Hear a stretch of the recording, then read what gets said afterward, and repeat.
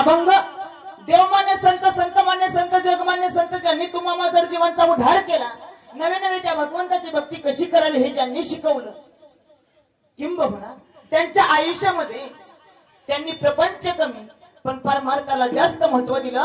अशी परमार्थ रूपी नाव ऐन तिराकडून पहिल्या तिराकडे नेणारे देहूचे सुप्रसिद्ध साधू, वैराग्याचं मूर्तिमंत उदाहरण आणि वारकरी संप्रदायाचे असणारे कळस, जगद्गुरु जगदवंदनीय श्रीमंत तुकोबराय यांचा 4 चरणाचा सर्वांच्या पाठ्यात असणारा अभंग. बघा या अभंगातून जगद्गुरु तुकोबराय तुम्हाला काय सांगतात? बाबा रे विचार कर, पण कोणता कर, कोणत्या वेळेला कर आणि कधी कर हे सुद्धा सांगितलं. बघा महाराज म्हणतात क्षणोक्षणी हाची करावा विचार, करावा या पार भवसिंधू. महाराजांना म्हणता आलं नसतं का वर्षानुवर्ष हाची करावा विचार, तासन तास हाची करावा विचार, मिनिटा मिनिटाला हाची करावा विचार म्हणले का महाराज? अजिबात नाही. महाराजांनी सांगितलं विचार करायचा आहे तर कसा करा? क्षणाक्षणाला करा. मग विचार करायचा पण कोणता करायचा? तर या भवसागरातून तरुण कसं जायचं हा विचार करायचा. मग बघा तुम्ही म्हणाल महाराज तर सांगतात अगदी बरोबर आहे, क्षणाक्षणाला विचार करायचा, भवसागरातून तरुण जाण्यासाठी करायचा. पण का करायचा? कारण हा देह नाशिवंत आहे, एक ना एक दिवस जाणार आहे. या देहाला काय एक ना एक दिवस खाऊन टाकणार आहे. म्हणून वेळी सावध व्हा, क्षणाक्षणाला विचार करा की आपण या भवसागरातून तरुण कसं जाऊ. कारण नाशिवंत देह जाणार सगळं, आयुष्य खातो काळ. सावधान, वेळी सावध व्हा. सावधान शब्द माणसाच्या आयुष्यात महाराज फक्त 2 वेळा आला.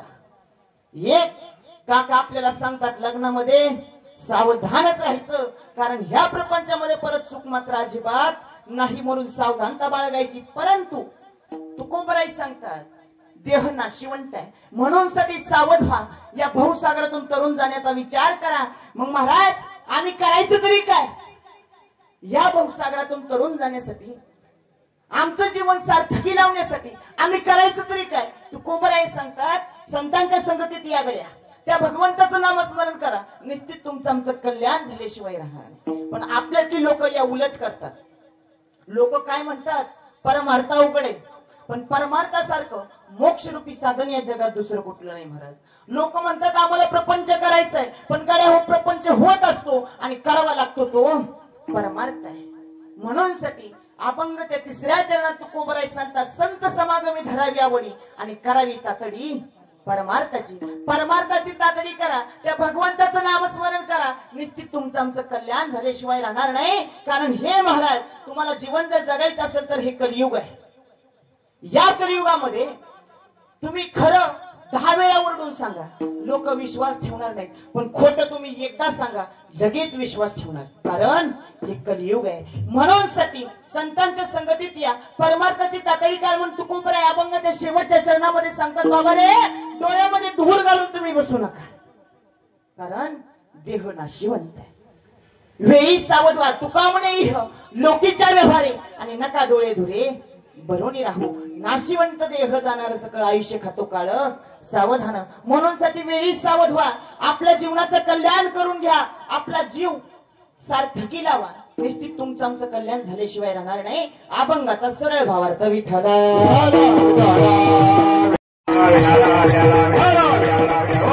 बघा ज्या निमित्तानं तुम्ही आम्ही जमलोय ते निमित्त मात्र कैलासवासी सोपान देवकातेसर यांच्या प्रथम पुण्य स्मरणाच्या निमित्तानं तुम्ही आम्ही सर्वजण जमलोय. ऐका गड्या, विचार जर करायला गेलं तर माणसाच्या जीवनामध्ये फक्त पाठीमागे कीर्ती राहते मायबा.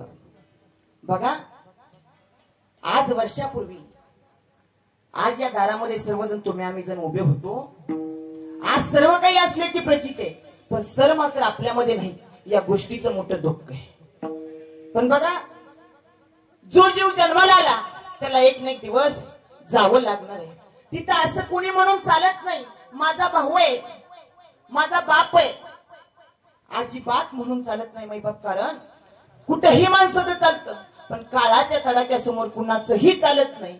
म्हणून साठी एकच भगवंत आहे, तो तुम्हा आम्हाला वाचवणार आहे. म्हणून साठी त्या भगवंताला शरण जायचं. आली या संसारा उठा वेगे करा, आली या संसारा उठा वेगे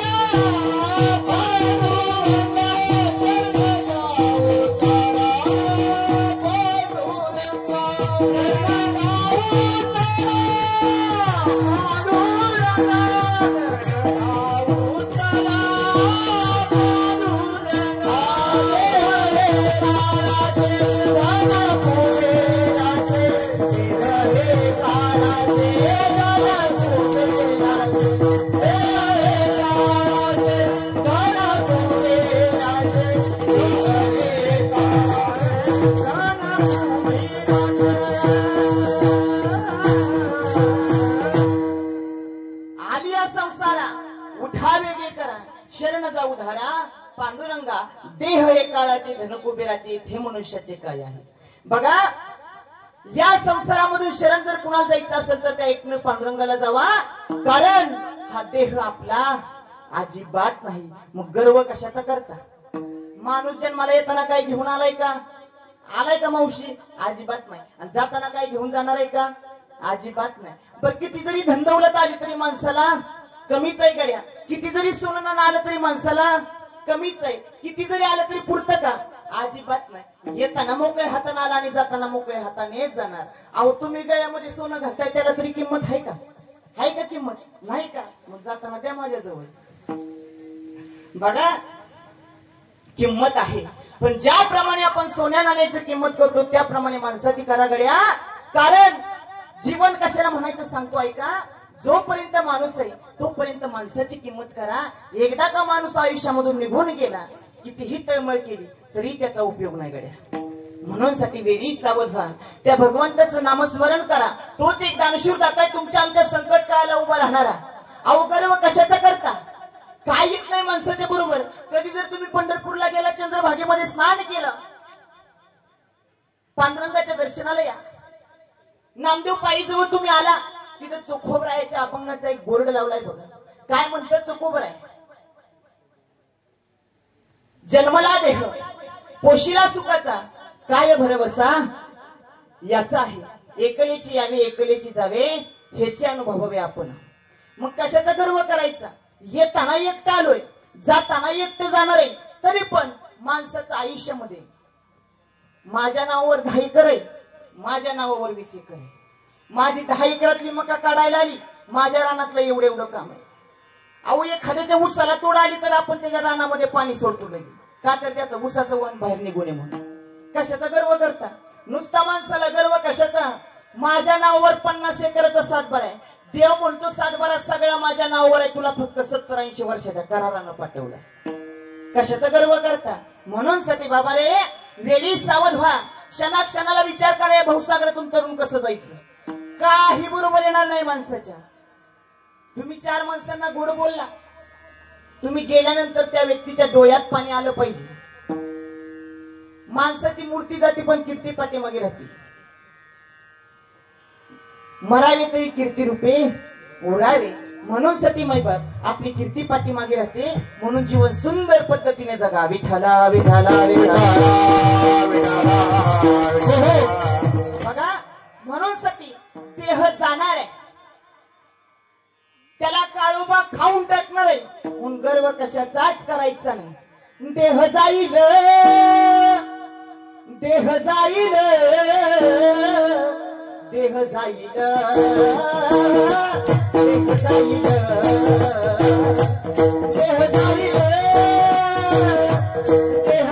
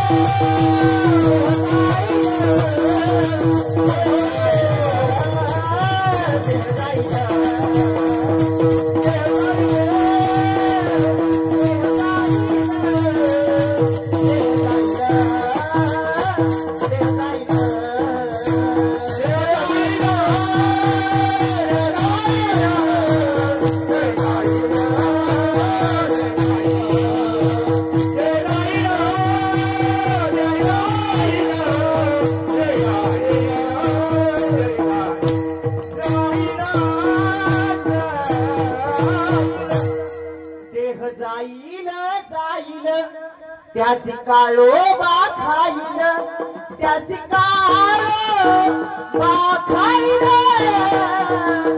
देह जाईल,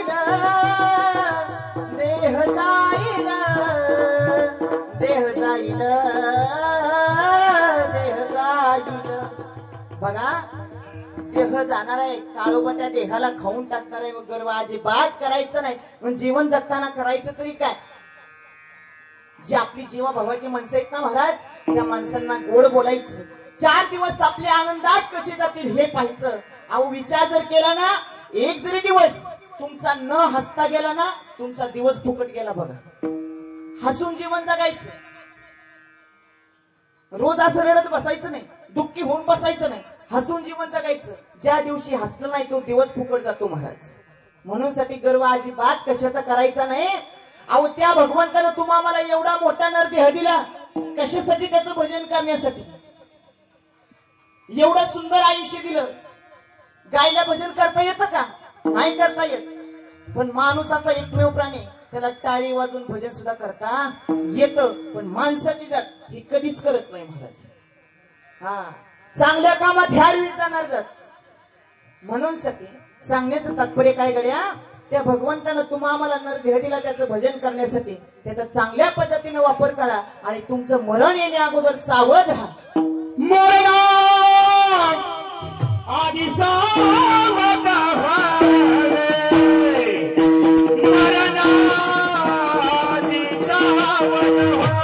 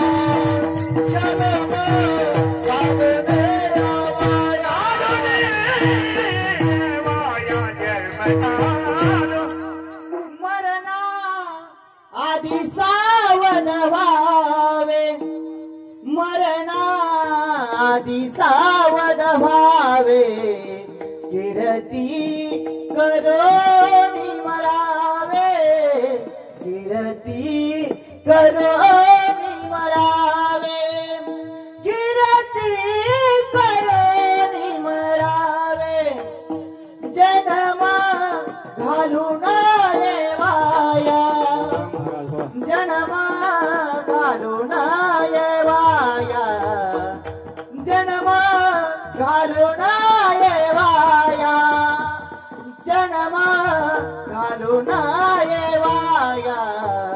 म्हणून साठी गड्या मरणाची सावध व्हा. निश्चित तुमचं आमचं कल्याण झाल्याशिवाय राहणार नाही. बघा विक्रमसिंह नावाचा एक राजा होता. विक्रमसिंह नावाचा राजा होता. त्या राजाकडं 3 लाख एवढी संपत्ती होती.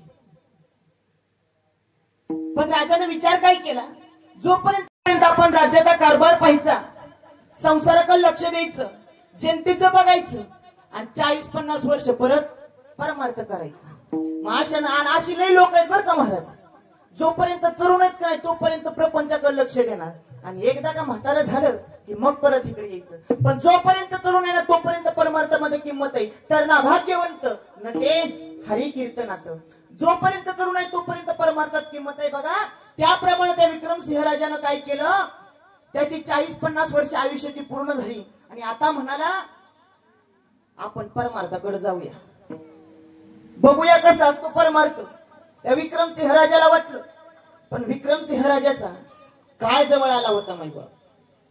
यमराजा त्या विक्रमसिंह राजाच्या समोर येऊन उभा राहिला आणि विक्रमसिंह राजाला यमदूत काय म्हणतात, राजा तुझा काळ आता संपलाय राजा, मी तुला न्यायला आलोय. त्यावेळी विक्रमसिंह राजा म्हणतो, ए यमराजा ऐक ना, आणि अजून मला परमार्थ करायचंय. ऐक राजा, माझ्या संपत्तीतली निम्मी संपत्ती तुझ्या नावावर करतो, पण राजा मला थोडा वेळ वाढवून दे, काही वर्ष मला वाढवून दे. यमराजा म्हणाला, अजिबात जमणार नाही. बर यमराजा, सगळी संपत्ती तुझ्या नावावर करतो, चालतंय का? यमराजा म्हणाला, सगळी जरी केली तरी अजिबात चालणार नाही. तुझा काय जवळ आलाय, पुढचं गिराईक माझी वाट बघतंय, चल लवकर, तुला टाइम झालाय. पण यमराजा, एक माझं छोटस काम आहे ते तरी करशील का? थोडं थांब जरा, थोडं ऐकून घे माझं. यमराजा म्हणाले, काय? एक वाक्य मला फक्त मला चिठ्ठीवर लिहायचंय. यमराजा म्हणाले, ठीक आहे, कोणतं वाक्य ते पटकन लिह, फार वेळ लावू नको, फार उशीर करू नको, मला वेळ नाही. मग त्या विक्रमसिंह राजानं काय केलं माहित आहे का? आपल्या रक्तानं एक वाक्य लिहून ठेवलं की, मनुष्या जागा हो, वेळीच विचार कर, तुझ्याजवळ किती जरी संपत्ती असली, काय जर तुला न्यायला आला तर त्या संपत्तीचा काहीही उपयोग नाही. म्हणून साठी क्षणाक्षणाला विचार करा, अभंगाचं प्रथम चरण. क्षण हाची करावा विचार, क्षण हाची करावा विचार, हाची करावा विचार, क्षण हाची करावा विचार, क्षण हाची करावा विचार, क्षण हाची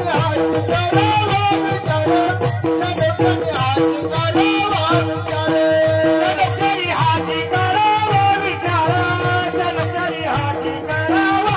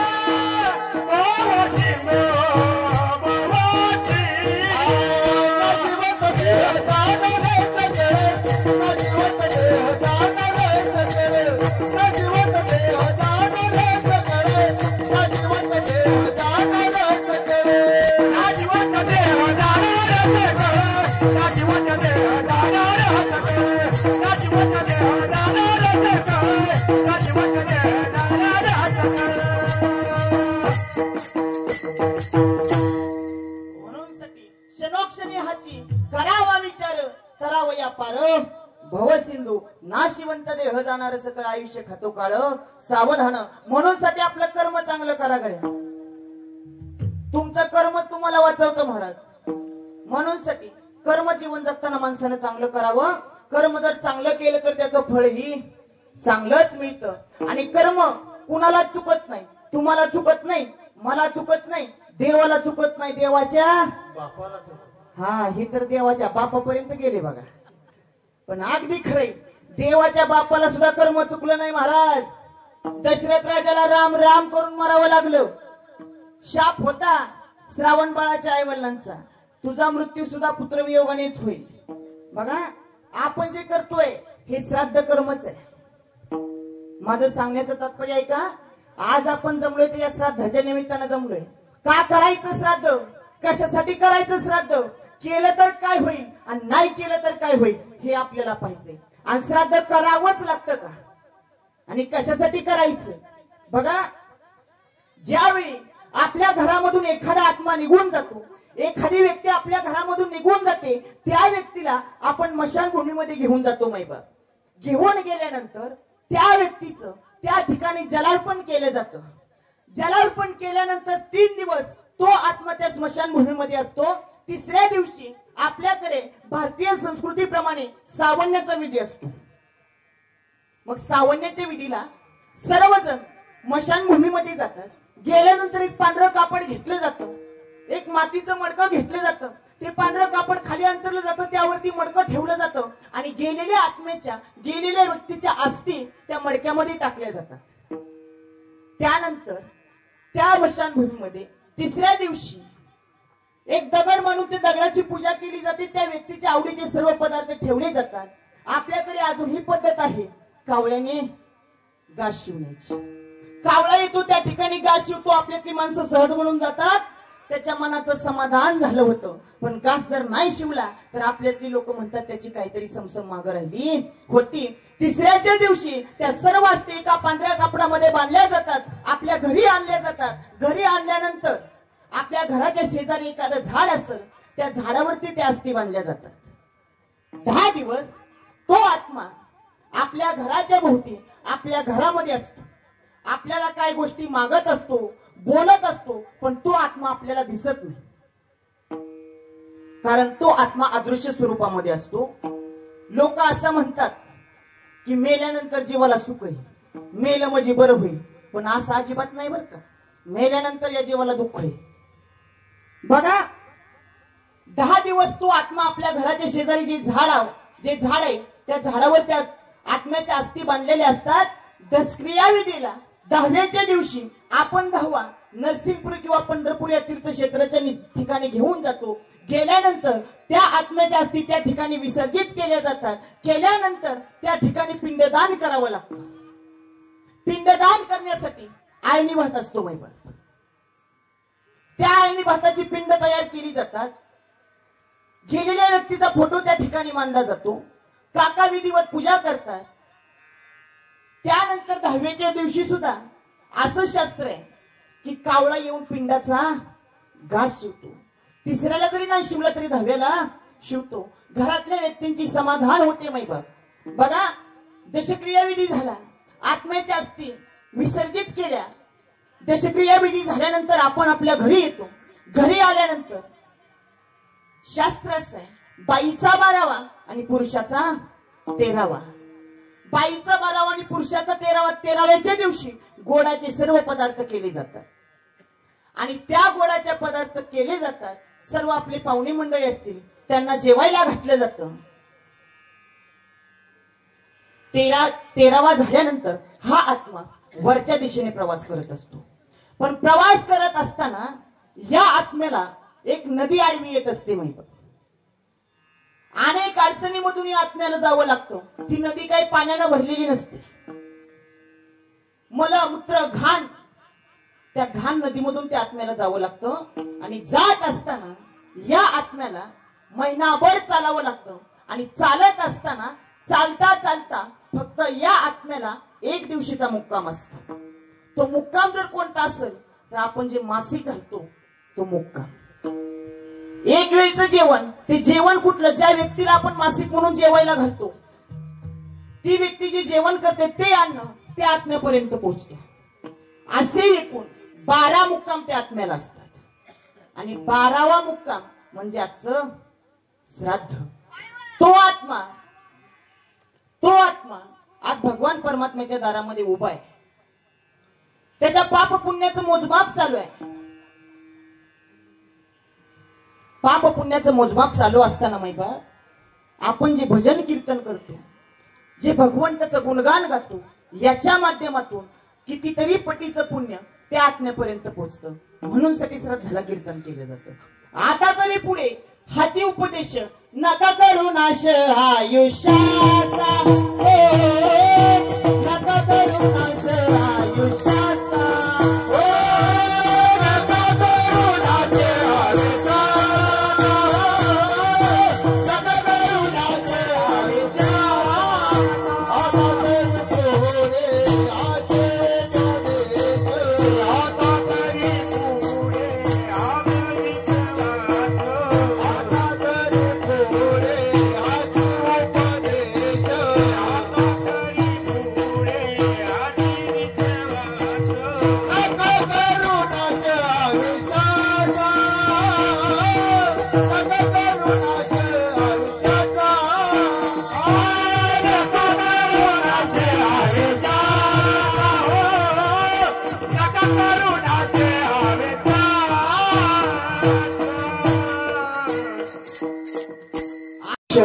नका करू नाश आयुष्याचा, म्हणून साठी मायबाप श्राद्ध करावं लागतं. तुम्ही जर श्राद्ध नाही केलं तर काय होतं सांगतो ऐका. तुम्ही जर श्राद्ध नाही केलं, पिंडदान जर नाही केलं, तर तुम्हाला संसारामध्ये तुमच्या अनेक अडचणी येत असतात. मग बघा, कुणाला मुलं बाळ होत नसतील, कुणाच्या शेतीवाडीच्या अडचणी असतील, मग अनेक अडचणी तुम्हाला प्रपंच करताना येत असतात. मग तुम्ही काय करता, ब्राह्मण काकांकडे जाता आणि काकांकडे गेल्यानंतर सांगता, काका आमच्या प्रपंचामध्ये आम्हाला अनेक अडचणी आहेत, काय करावं लागल. तेव्हा काका सांगतात, तुम्ही तुमच्या गेलेल्या घरातल्या व्यक्तीचं श्राद्ध घातलं नाही, तुम्हाला श्राद्ध करावं लागल, पिंडदान करावं लागल. आणि जर नाही केलं तर तुम्हाला नाशिक त्र्यंबकेश्वरला जावं लागल, नरसिंगपूरला जावं लागल, नारायण नाग बली करावा लागल, काल सर्पदोष काढावा लागल. पण कधी नाही जर केलं तर, पण केलं तर कुठेही जाण्याची गरज नाही.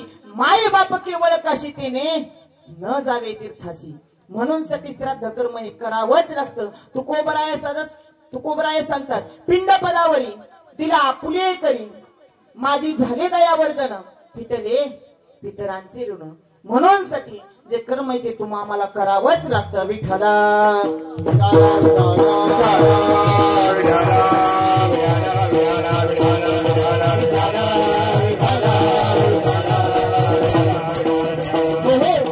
म्हणून साठी जीवन जगताना चांगल्या पद्धतीने जगा, शुद्ध भावनेने जगा. निश्चित तुमचं आमचं कल्याण झाल्याशिवाय राहणार नाही गाड्या. पण आपल्यातली लोक याच्या उलट करतात. कधी जर आपण देवाला गेलो, 20 रुपयाचा नारळ घेतो मायबाप, बरोबर का महिला मंडळ, 20 रुपयाचा नारळ तुम्ही घेता, देवाला गेल्यानंतर तुम्ही नारळ फोडता, नारळ जर चांगला निघला तर त्यातला तुकडा तुकडा काढता, देवाला ठेवता राहिलेला घरी भाजीला. आणि नारळ जर खराब निघला, पावला तर सगळाच. अहो आपल्याला जेवायचं म्हणलं, स्टीलचं ताट नसलं, सोन्याचं नसलं, चांदीचं नसलं, पण तरवाई तरी आपल्याला जेवायला असते. पण आमच्या देवाला नैवेद्य ठेवायचं म्हणलं की तुम्ही भुईवर ठेवता. आमचा देव येडाय का तुम्ही भुईवर ठेवलेला नैवेद्य खायला? आणि परत म्हणायचं देवानं माझं काहीच नाही चांगलं केलं. त्याला अगोदर आपण नीट राहावं लागतं महाराज. भावना शुद्ध असावी लागते आपली. शुद्ध नाही तुझी भावना, देव कोठे शुद्ध नाही तुझी भावना, देव कोठे शुद्ध नाही तुझी भावना, देव कोठे शुद्ध नाही तुझी भावना, देव कोठे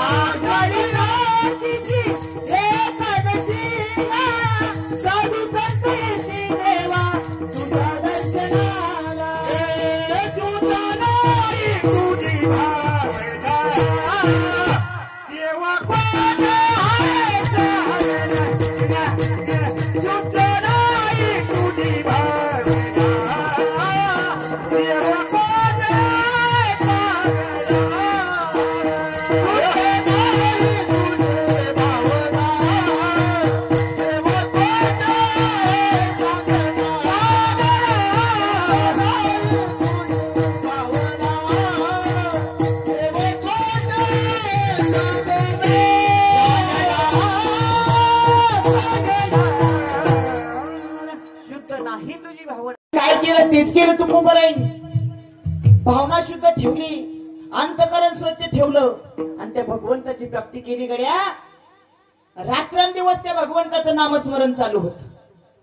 पण संकट काळाला तुकोबरायांच्या तो पंढरीचा पांडुरंगच उभा राहिला माहिती. पण त्यांनी काय केलं, नामस्मरण केलं. आपण जर केलं तर काय राहणार नाही उभा. पण आपलं लक्ष निम प्रपंचाकडं आणि निम नामस्मरणाकडं.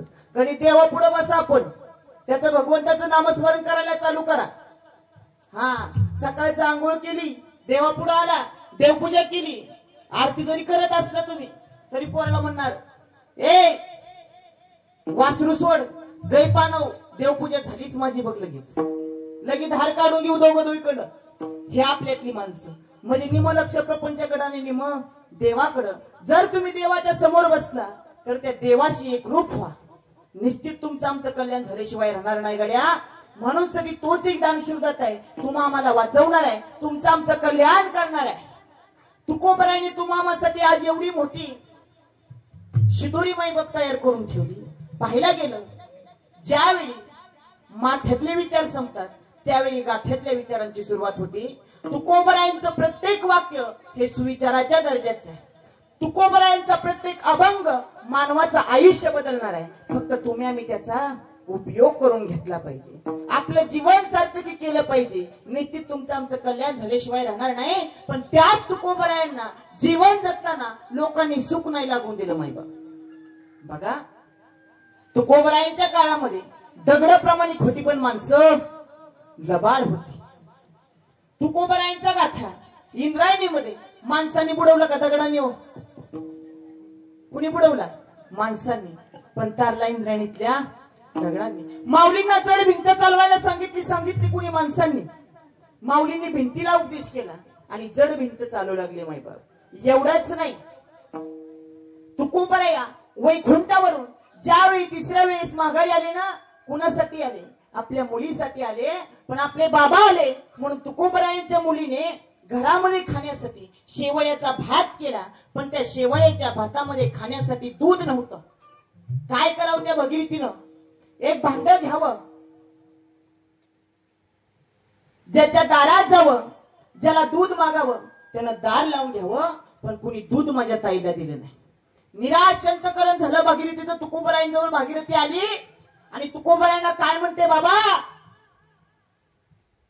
बाबा तुमच्या ताईला बाबा कुणी दूध नाही हो दिलं. त्यावेळी तुकोबरायांनी काय करावं? येलेश्वराच्या मंदिरामध्ये तुकोबराय बसले होते. येलेश्वरात ते पूजिले. दूध नंदीचे काढिले, हो दूध नंदीचे काढिले, हो दूध नंदीचे काढिले,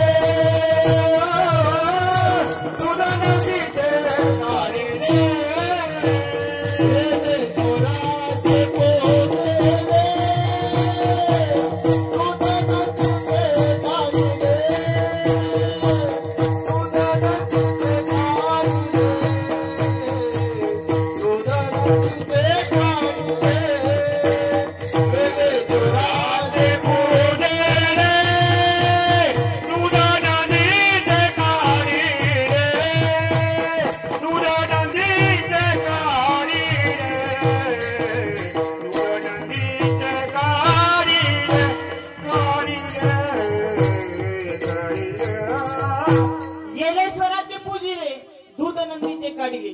दगडाच्या नंदीनं दूध दिलं. आता बोला, दरवाजा लावून घेणारी माणसं होती पण दूध देणारा दगड होता. अहो ज्या दिवशी दगडाला बुक्का लावला जातो त्या दिवशी दगडाचा विठोबा होतो. ज्या दिवशी दगडाला शेंदूर लावला जातो त्या दिवशी दगडाचा मारुती होतो. ज्या दिवशी दगडाला गुलाल लावला जातो त्या दिवशी दगडाचा मसोबा होतो.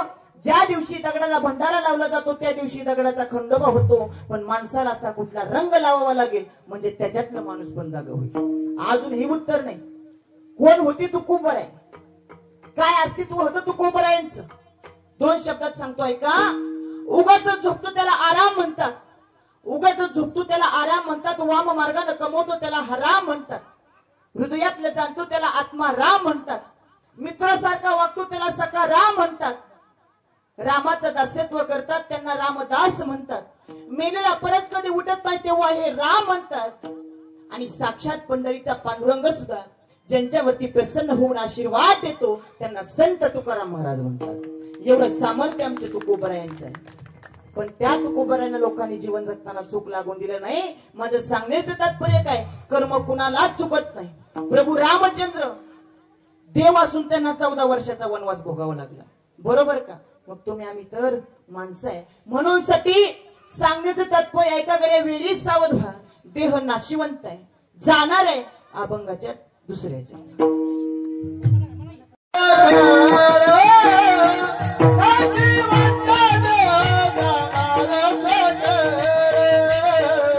नाशिवंत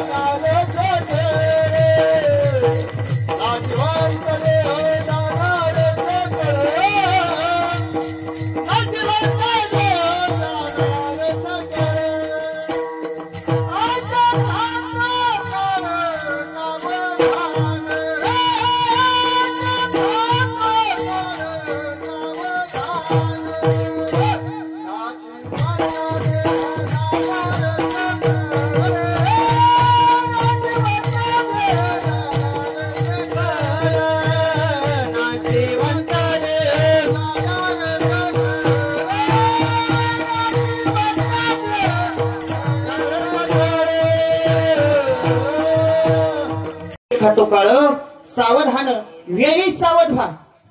मी उशीर सांगतोय तुम्हाला सावध व्हा सावध व्हा, पण माणसाला झालंय काय तेच कळलं ना महाराज.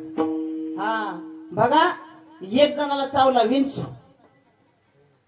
त्याच्या व्हायला लागल्या वेदना. तो नुसता म्हणायचा काय मी करू विंचू चावला, आता काय करू विंचू चावला, विंचू चावला, विंचू चावला, हो रे हो रे हो. ती गेलं डॉक्टरकडे. डॉक्टरकडे गेल्यावर डॉक्टर साहेब म्हणले झालंय तरी काय, काय सांगू डॉक्टर विंचू चावला, विंचू चावला, विंचू चावला. नुसता डॉक्टर समोर बोलत होता, पण डॉक्टर म्हणला चावलं कुठं, विंचू चावला तरी कुठं. मग ह्यानं चावलेली जागा सांगायची का नाही. ह्यानं काय सांगायला सुरुवात केली माहित आहे का, न्हाव्याच्या गोळीत, न्हाव्याच्या गोळीत, न्हाव्याच्या गोळीत. हाय का कोणी तर न्हाव्याचं. हा नसलं तरी मीच आहे विठ्ठल.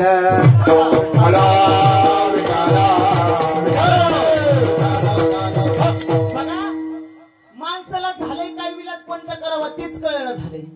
असं झालं बघा रामायणामध्ये.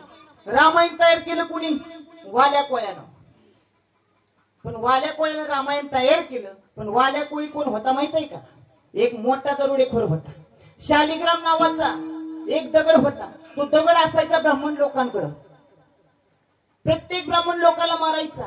एक दगड घ्यायचा आणि एका रांजामध्ये टाकायचा. एक ब्राह्मण मारला की एक दगड घ्यायचा, एका रांजामध्ये टाकायचा. असे 7 रांजण त्याच्याकडे भरलं होतं. आता पापच केलं की त्या वाल्या कोळ्या. बघा, एक दिवशी काय झालं, नारद मुनी एका जंगलामधून प्रवास करत चालले होते आणि जात असताना वाल्या कोळी नारद मुनींना भेटला. नारद मुनी वाल्या कोळ्याला म्हणे, वाल्या तू जे पाप करतोय त्या पापामध्ये तुझ्या घरचे सहभाग आहेत का नाही अगोदर विचार. वाल्या कोळी म्हणला का असणार नाही, मी जे करतोय ते माझ्या लेकरा बाळांसाठी, बायका पोरांसाठी, आई वडिलांसाठीच करतोय, माझ्यासाठी नाही करत. त्यांना सहभागी असावंच लागल. तेव्हा नारद मुनी म्हणले, वाल्या कोळ्या नीट विचार करून बोल, विचार करून बोल, तुझ्या पापामध्ये घरचे सहभागी आहेत का नाही अगोदर विचार. वाल्या कोळी म्हणाला, नारद मुनी तुम्हाला मी आता या झाडाला बांधणार आहे बघा, तुम्हाला इथं झाडाला बांधणार आणि मी घरी जाणार. मी येईपर्यंत तुम्ही कुठे सुद्धा जायचं नाही आणि सोडायचा तर अजिबात प्रयत्न करायचा नाही, नाहीतर पुढच्या खड्याचा नंबर तुमचा लागल. नारद महर्षींना वाल्या कोळ्यानं बांधून ठेवलं एका झाडाला. वाल्या कोळी घरी गेला आणि घरी गेल्यानंतर घरी गेल्या गेल्या वाल्या कोळी त्याच्या आई वडिलांजवळ गेला. आईला म्हणाला, आई मी जे पाप करतोय त्या पापामध्ये तू सहभागी आहे का ग. आई म्हणाली, बाळा तर हाताचा पाळणा केला, नेत्राचा दिवा केला, लहानाचा मोठा केला, तुझं सांभाळणं आम्हाला कर्तव्य, तुझ्या पापामध्ये मी सहभागी नाही. बापाला म्हणाला, बाबा तुम्ही माझ्या पापामध्ये सहभागी आहे का. बाप म्हणाला, माझी चप्पल त्या दिवशी तुला आली त्या दिवशी तुझा माझा विषय संपला, तुझ्या पापामध्ये मी सहभागी अजिबात नाही. पोरांजवळ गेला, म्हणला, पोरांनो मी जे पाप करतोय त्या पापात तुम्ही सहभागी आहे का. पोरं म्हणाली, बाबा ज्याप्रमाणे तुमच्या आई वडिलांनी तुमचा सांभाळ केला तसं आमचा सांभाळ करणं तुमचं कर्तव्य आहे, तुमच्या पापामध्ये आम्ही सहभागी. हा राहिली कोण भजनी मंडळ. हा नाव सुद्धा घ्यायला भेटताय तुम्ही बरोबर का, इतकी कडक आहे का होती. हा राहिली कोण, बायको. गेला बायकोकडे वाल्या कोळ्या आणि बायकोला काय म्हणतो, होय ग मी जे पाप करतोय त्या पापामध्ये तू सहभागी आहे का. वाल्या कोळ्याची बायको म्हणाली, धनी तुम्ही इथंच थांबा, मी घरात लगेच आली. वाल्या कोळ्याची बायको घरामध्ये गेली. एका दिवळीमध्ये एक मडकं ठेवलं होतं, त्या मडक्यामध्ये हात घातला, तिलाही चावला विंचू. तिला पण वेदना व्हायला लागल्या. काय मी करू विंचू चावला, आता काय करू विंचू चावला, विंचू चावला, विंचू चावला, हो रे हो रे हो. ही बराच वेळ 5 मिनिटात येते म्हणलेली 15-20 मिनिटं लावली. वाल्या कोळी घरामध्ये गेला आणि घरामध्ये गेल्यानंतर त्याच्या बायकोला म्हणाला, तू तर म्हणाली होती 5 मिनिटात येते, अजून 15-20 मिनिटं झाली तरी तू अजून येते. म्हणली, धनी काय सांगू, मला चावलाय विंचू आणि त्याच्या मला होत आहेत 100% वेदना, त्यातल्या 50% तुम्ही वाटून घेता का. त्यावेळी वाल्या कोळी म्हणाला, विंचू चावला तुला, 100% वेदना तुला आणि 50% मला कशा येतील. मग बायको पण हुशार होती, म्हणली पाप करायचा तुम्ही, धन कमवायचा तुम्ही, 100% पाप करायचा तुम्ही, 50% मी कशी भागीदारी होऊ. हा आता वाल्या कोळ्याच्या डोक्यात आलं, कुणी कुणाचं नाही. नाही रे नाही कुणाचे नाही रे नाही कुणाचे नाही रे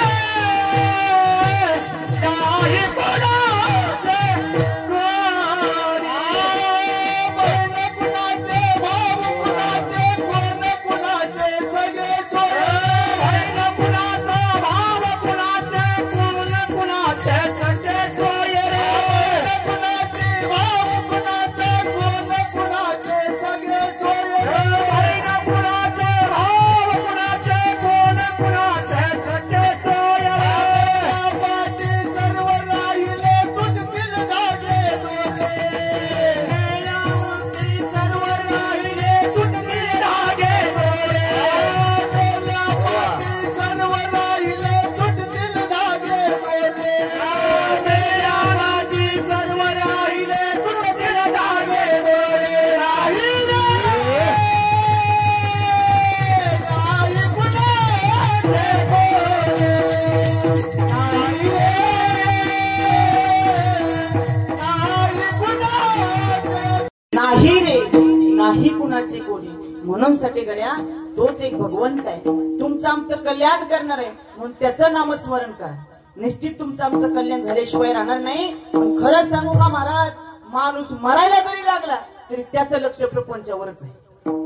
हा तुम्ही म्हणाल कसं बघा, एक बाबा आज उद्यावर आले होते, पण आज उद्यावर आला असताना त्या बाबांची गेलती वाचा, पण त्या बाबांना काय बोलताच येईना. ते काय करायचं माहित आहे का, नुसता हात इकडून तिकडं तिकडून इकडं इकडून तिकडं तिकडून इकडं. त्या बाबांना होती 3 पोरं, त्या पोरांच्याही लक्षात येईना आपलं म्हातारा असं करतय तरी का. पण त्या पोरांच्या बायका लय हुशार, त्या गेल्या पोरांजवळ म्हणाल्या म्हातारे इकडून तिकडे हात करतय, त्या अर्थी म्हाताऱ्यानं कुठेतरी धन लपवून ठेवलेलं दिसतंय गड्या. एक काम करा, मोठ्यातला मोठा डॉक्टर करा, पण आपल्या म्हाताऱ्याला तेवढं बोलतं. हा किती खर्च लागू द्या, किती कर्ज होऊ द्या, पण म्हातारं बोलतं झालंच पाहिजे. पोरं गेली डॉक्टर साहेबांजवळ आणि डॉक्टर साहेबांना सांगितलं, डॉक्टर साहेब काय पण करा, पण आमचं म्हातारं तेवढं बोलतं करा.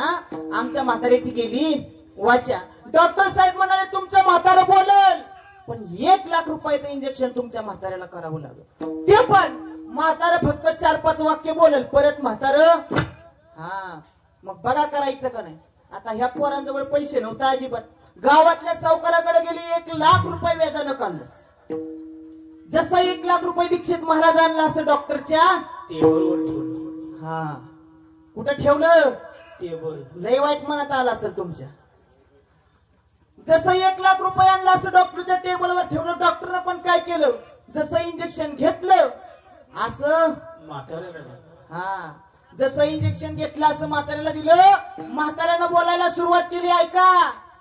म्हातारं पोरांना बोलायला लागलं, पोरांनो ऐका, मी हात इकडून तिकडे करतोय, मी म्हणजे कुठं धन लपवून ठेवलेलं नाही, कुठं गबाळ साठवून ठेवलेलं नाही. आपली चाळण शेजारने नेली तेवढी घरी घेऊन या. म्हातारं मराय जरी लागलं तरी म्हाताऱ्याचं ध्यान कुठं, प्रपंचावर. हा प्रपंच काही कामाचा नाही. परमार्थ तुम्हाला वाचवल्याशिवाय राहणार नाही. म्हणून संत समागमी धरावी आवडी करावी तातडी परमार्थाची म्हणून